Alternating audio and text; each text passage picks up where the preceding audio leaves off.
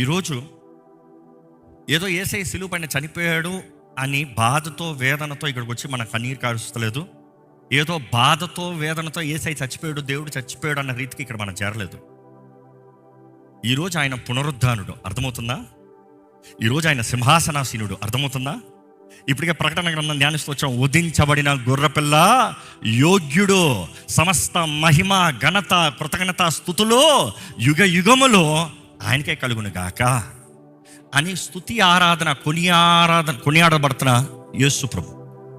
కానీ ఈరోజు వచ్చిన దానికి కారణం ఏంటంటే, ఇదిగో నా దేవుడు, నా రాజు నన్ను ప్రేమించి నా నిమిత్తమై ఈ లోకంలోకి నరరూపధారిగా దీనుడిగా తగ్గించుకుని వచ్చి, నేను చావవలసిన స్థానములో, నాకు రావాల్సిన శిక్ష, నాకు కలగవలసిన మరణము, శ్రమ, వేదన, నాకు కలగాల్సినంతయు నా స్థానంలో భరించిన నా రాజా, నా దేవా, నీకు కృతజ్ఞతలయ్యా, నీకు కృతజ్ఞతలయ్యా.